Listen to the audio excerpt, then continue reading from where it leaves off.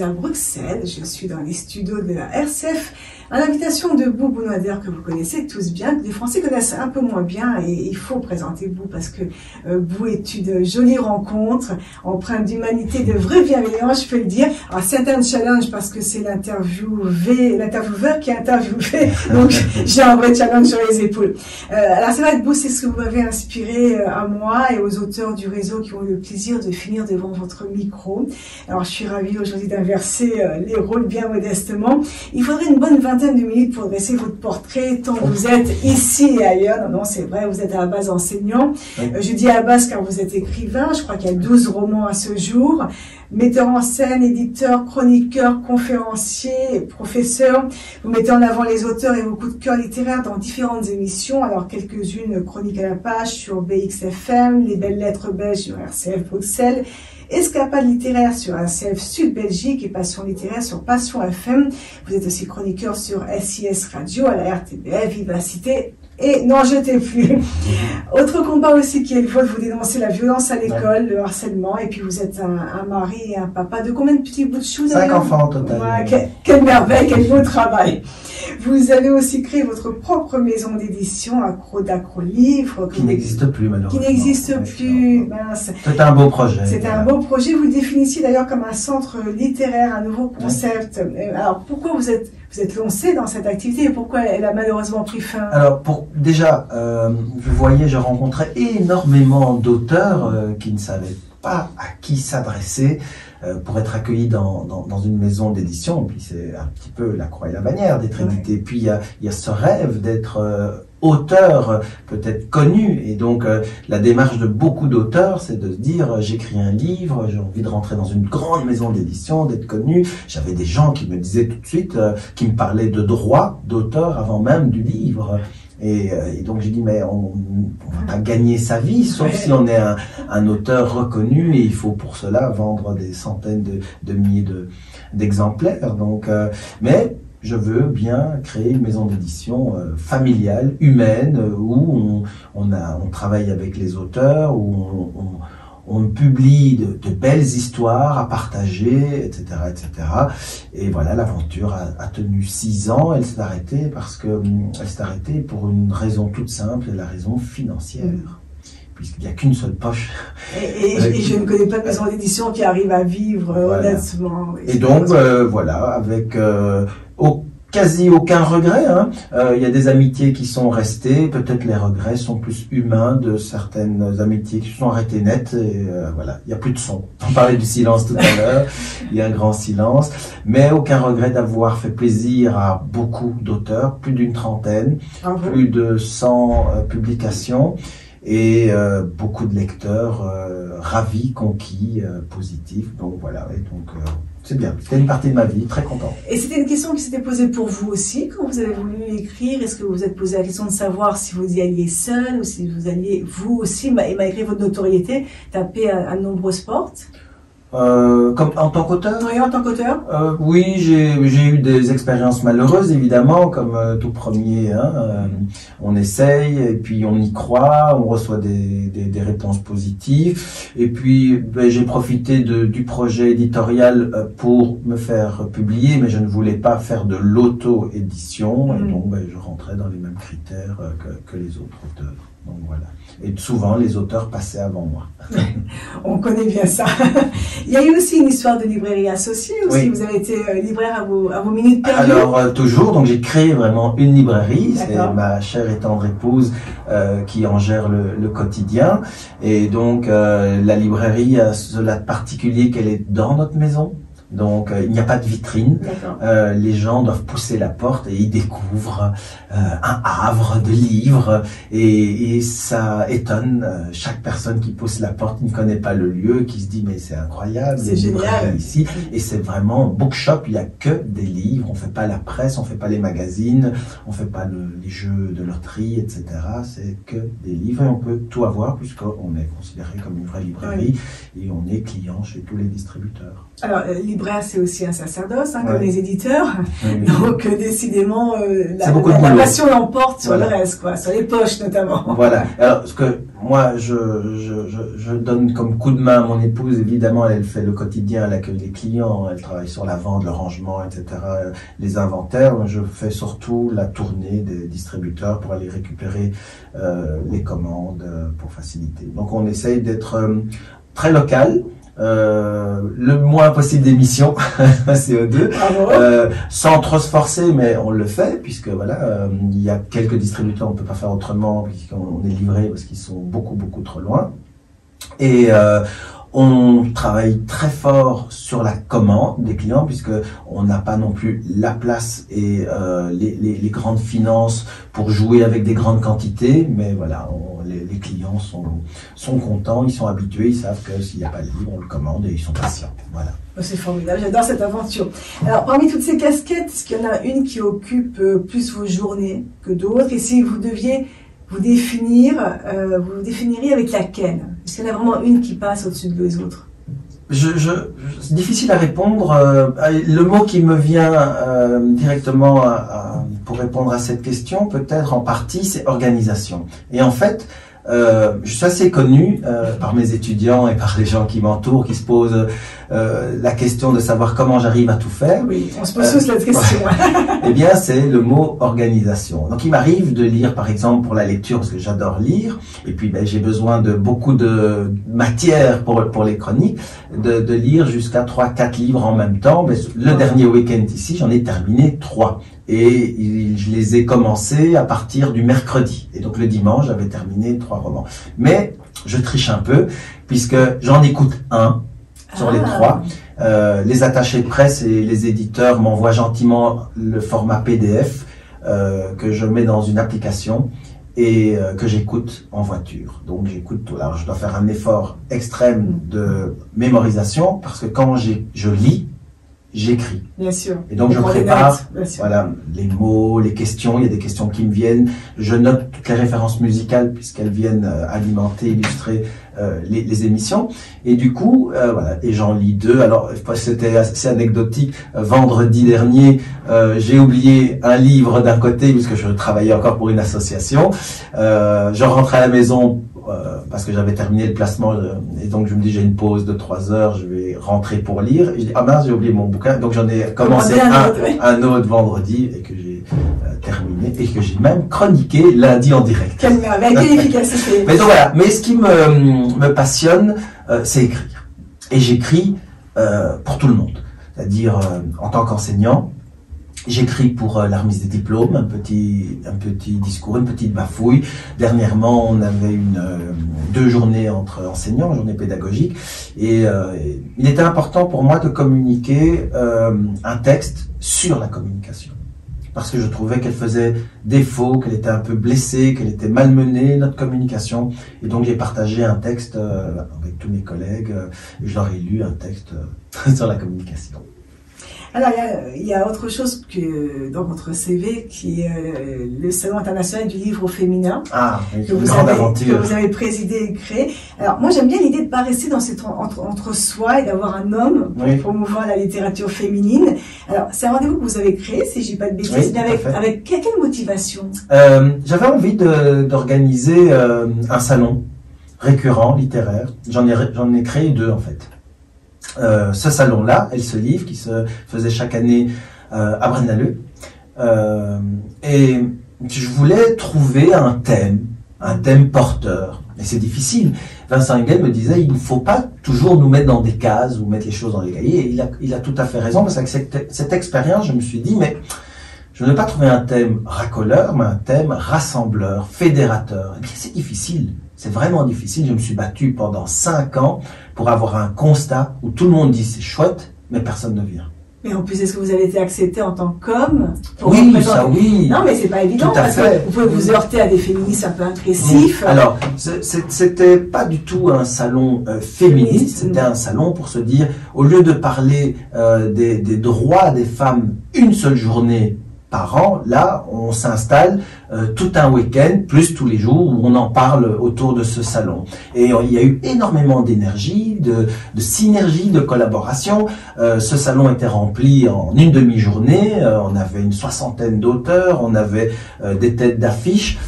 J'avais pas un invité exceptionnel, j'en avais 5-6. Il y avait des chanteurs qui venaient. On a eu une saison, on a eu des sportifs de haut niveau qui sont venus témoigner. Donc, et évidemment, des femmes, mais aussi des hommes. Et donc, il y avait beaucoup de choses. On a eu une pièce de théâtre pour clôturer le salon.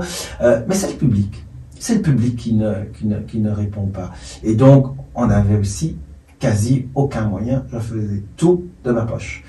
Et donc, je me suis aussi rendu compte que la Foire du Livre de Bruxelles, le salon de Wallonie, le salon du livre de Wallonie, eh bien, s'il n'y a pas toutes ces aides, tout cet appui et politique et commercial et financier et journalistique, eh bien, c'est difficile de créer un projet. Tout le monde était unanime, magnifique projet. J'avais des articles dans les journaux, à la télé, etc. Mais c'est et pourquoi petite larme quand même. Alors pourquoi les financements n'ont pas été au rendez-vous Parce qu'on ne vous les donne pas. La province nous aidait chaque année, très bien, une petite enveloppe, mais c'était tout. C'était tout, parce qu'il faut faire de la pub, la publicité coûte très très cher. On avait un plan justement de publicité, d'affichage extérieur, des grandes bâches, mais les prix c'était extraordinaire. Ça vous dire... Non. Alors, c'est un peu étonnant de l'extérieur de se dire que effectivement la région, le pays, enfin, et peut-être même l'Europe, hein, peut-être que la francophonie aussi dépasse les frontières de la Belgique, n'alloue pas des enveloppes pour que ce genre de projet puisse perdurer. Voilà, encore une petite aventure qui s'est tue d'elle-même, c'est une belle aventure. Mais des beaux souvenirs, exactement. Alors, quand on regarde votre Instagram, et j'invite les gens à vous regarder, vous liker, vous suivre, on y voit beaucoup de gymnastique. Ah. Parce que vous avez été entraîneur sportif aussi. Moi, je me perds un peu dans ce CV à rallonge. J'ai même lu que vous aviez été professeur en acrobatie à l'école du cirque de Londres. Oui, tout à fait. Oui. Chouette moment de ma vie. J'ai adoré cette parenthèse circassienne. C'est vraiment très bien. Alors, j'ai donné cours et j'ai appris pas mal de choses parce qu'il y avait des professeurs illustres d'un peu de tous les coins du monde et c'était vraiment très chouette de professer puis surtout d'apprendre de belles choses parce que je suis allé créer après une école de cirque. À Bruxelles, c'est ça? Au Chili. Ah, au Chili. À Santiago. Ça m'avait manqué dans mon CV. Mais à Bruxelles également aussi parce que je suis à l'origine de la reconnaissance de l'école supérieure des arts du cirque. Ici à Bruxelles. Toute l'histoire a commencé à Oudergem et maintenant elle continue à Anderlecht et l'école est reconnue, c'est un enseignement supérieur artistique et voilà, c'est chouette d'avoir pu poser quelques pierres et faire reconnaître le dossier par les autorités politiques. Alors une fois de plus, bravo, j'en ai obligé de dire bravo à tous, ça c'est formidable. J'avais envie de vous dire qu'est-ce qui vous reste de cette vie sportive, mais il suffit d'aller sur Instagram. Allez sur Instagram, vous allez voir. Voilà. Bon, par contre, voilà, je dis aux enfants, ne faites pas comme vous dans votre cuisine ou dans votre jardin. Hein, il y a du travail derrière. Alors, je veux qu'on revienne un peu à votre métier d'auteur, parce que c'est un petit métier, une mission, je ne sais pas comment vous voulez l'appeler. Donc, 12 livres, c'est ça, ce jour ? Il y a une dizaine de romans, oui, et pas mal de livres aussi, de textes jeunesse, puisque j'ai contribué à des textes pour des livres jeunesse, donc en collaboration avec des illustratrices et des illustrateurs. Oui, vous écrivez pour les adultes, pour les enfants, et sur l'enfance aussi, pour les adultes sur l'enfance. Qu'est-ce qui vous inspire quand vous prenez la plume ? Vraiment la vie, les discussions, les thèmes qui me touchent, qui m'intéressent, et puis je vais faire des petites recherches. Des fois c'est peut-être l'actualité ou une chanson, et puis je me dis, voilà, je pose des mots, et puis c'est parti. Et là, dernièrement, c'est vrai que je suis assez sensible à tout ce qui est violence scolaire, hein, le harcèlement scolaire, c'est un peu le mot à la mode, mais il est réel, et j'ai pris mon bâton de pèlerin depuis une dizaine d'années, je vais dans les écoles pour faire ces fameuses conférences, et j'ai écrit un spectacle. En fait, j'ai écrit 2 spectacles, mais un spectacle sur les contes, mais le spectacle qui est le plus marquant, c'est sur le harcèlement scolaire. Donc là, c'est un comédien qui tourne dans toutes les écoles, et qui a pas mal de spectacles à son actif, dont 2 des miens, et c'était pour rire, donc c'est le spectacle qui tourne, et qui traite vraiment du sujet du harcèlement scolaire. Il joue tous les rôles, donc on a mis en scène 5 personnages, un éducateur et 4 ados, avec des profils très particuliers, de la fille qui ne vit qu'à travers les réseaux sociaux, du petit caïd, du garçon qui est efféminé, donc qui a des étiquettes qui ne lui correspondent pas, mais qui sont faciles pour différencier un garçon un peu efféminé. Et puis il y a le petit Africain qui vient du Mali, dont on connaît rien sur lui, mais que on traite de tous les noms. Et j'ai voulu mettre ce personnage-là parce que on parle plus de racisme, mais le racisme, il est existant, mais à une telle présence entre les jeunes que même les jeunes ne se rendent pas compte qu'ils sont assez racistes entre eux. Et donc j'avais vraiment envie de... Et ça marche. J'ai assisté à une des représentations où, traitant justement de ce personnage africain, 2-3 filles dans l'assemblée, donc chez les étudiants, ont pleuré. Ah oui. Ouais. Et l'acteur, le comédien, m'a fait part un jour qu'il a dû arrêter le spectacle pour la même raison, que les mots touchaient tellement les jeunes. Donc les jeunes sont sensibles. Alors j'y suis allé au scalpel.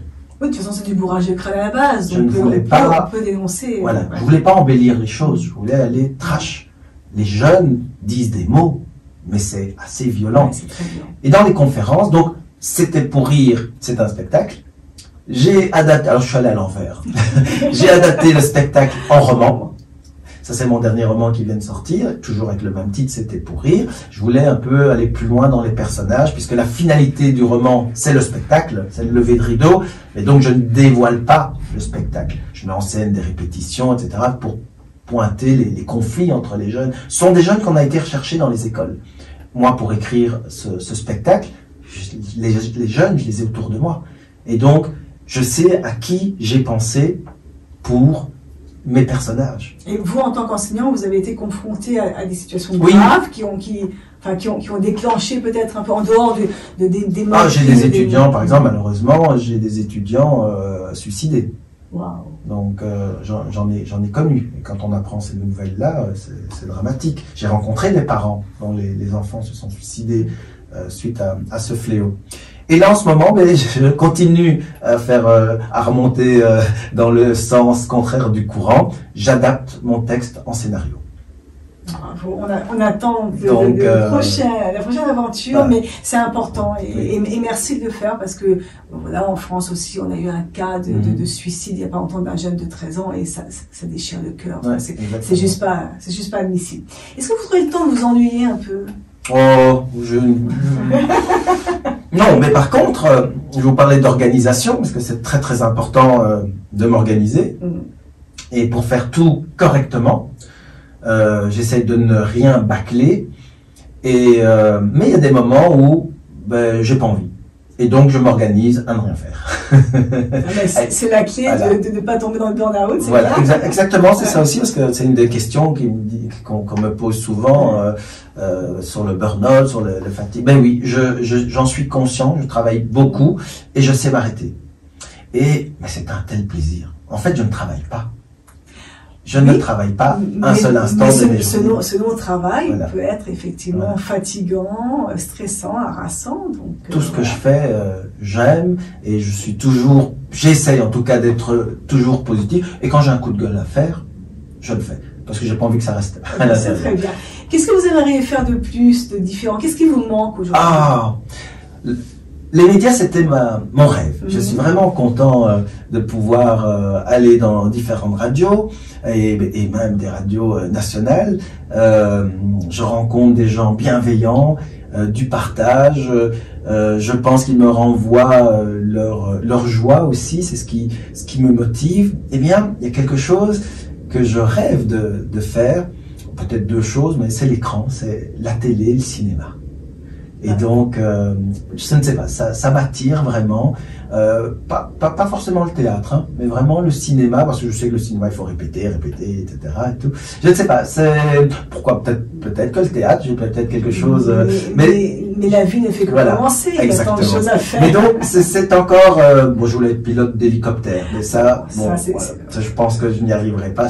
Ah non, mais pourquoi pas, vous avez déjà le casque sur la tête. Voilà. Mais donc, voilà.